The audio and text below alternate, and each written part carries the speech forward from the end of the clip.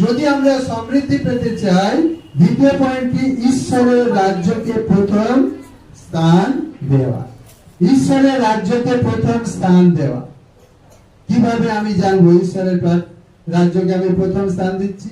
আমরা ভোরের বেলা উঠে প্রার্থনা করছি, ঈশ্বরের রাজ্যে স্থান না, এটা ঈশ্বরের রাজ্যকে স্থান দেওয়া না।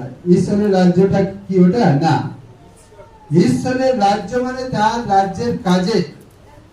যেমন এখানে উপবাস প্রার্থনা হবে, রান্না করতে হবে, কিন্তু রান্না করতে হবে উত্তমদা, কানন্দা, অ্যাসিস্ট্যান্ট অনেক আছে, উত্তমদা না থাকলেও কোনো অসুবিধা ছিল না, কিন্তু উত্তমদা দোহাই দিয়েছে আমি রান্না করতে হবে বলে, কিন্তু তার মনের ইচ্ছা ছিল যে আমি উপবাস দিনে আমি কাজেই যাব। হালেলুয়া। এবার চিন্তা করে দেখো, আজকের বউ বিশ্বাসী, স্বামী বিশ্বাসী, দুজনে একমত হয়েছে বলে, না হলে কি হতো? একদিন গেলে তো 10,000-1200 টাকা তো পেতো, বাপরে বাপ, আমি হলে চলে যেতাম। তাহলে কি হচ্ছে? সে ঈশ্বরের রাজ্যের বিষয়ে আগে গুরুত্ব দিচ্ছে।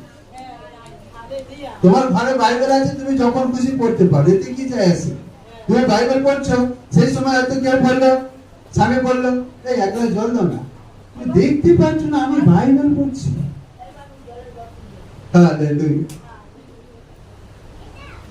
আমি পাঁচটায় আমি তোমার ঘরে গিয়ে ঝাড় দেবো? দেওয়া উচিত? দেওয়া উচিত? প্রয়োজন হলে দিতে হবে। যদি না করি তাহলে আমি প্রভুর শিষ্য নয়। স্বয়ং যিশু শিষ্যদের সঙ্গে ছিল, ওদের নৌকায় বসে তো ডায়লগ দিতে পারতো কিনা, এ পিতর তুমি কি করছো, ভালো করে মাছগুলো তোলো, ওইখানে পালিয়ে যাবে না। যিশু স্বয়ং নিজে হাত লাগিয়েছে। হালেলুয়া। তাহলে ঈশ্বরের রাজ্য, তার ধার্মিকতার বিষয়ে আমাদের কি করতে হবে? প্রথম স্থান দিতে হবে। যদি তাই করি, তোমার আল্লাহ দরকার, তোমার ঘর দরকার, তোমার যা কিছু দরকার, কোথায় লেখা আছে? আমরা যদি মতি তার 6:33 পদে দেখি, সেখানে কি লেখা আছে?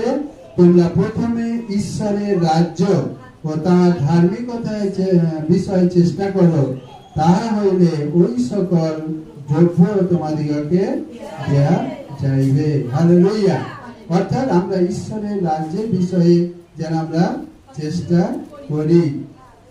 ঈশ্বরের রাজ্যের বিষয়। আজকে উপবাস প্রার্থনা হবে, যদি আমি না আসি উপবাস প্রার্থনা হবে না? হবে না? হবে। তবু তোমাদের মনে একটা ক্ষুধা থেকে স্বপনদা নেই জানে কিরম লাগছে, হ্যাঁ? বা সমৃদ্ধি। আমরা খ্রিস্টীয় জীবন যিশুর শিষ্য কেন হয়েছি? গরিব হওয়ার জন্যে? দুঃখী হওয়ার জন্যে?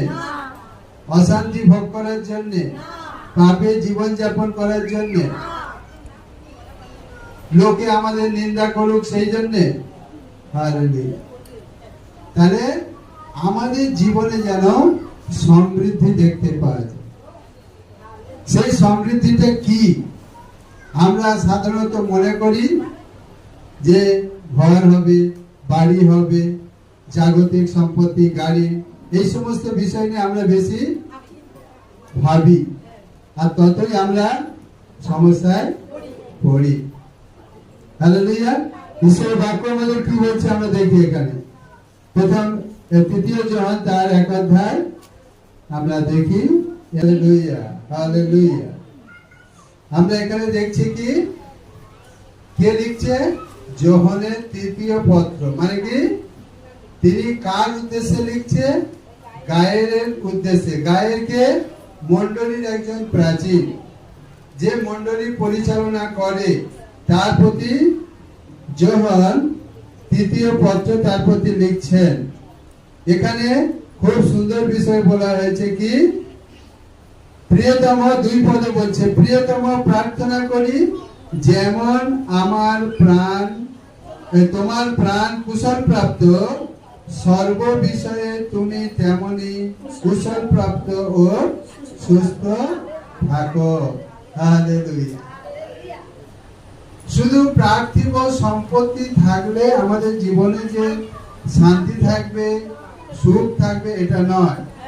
কিন্তু যেমন সেই গায়ককে বলছে যেমন তুমি সর্ব বিষয়ে কুশল প্রাপ্ত আছো, তুমি যেমন তোমার প্রাণ কুশল প্রাপ্ত।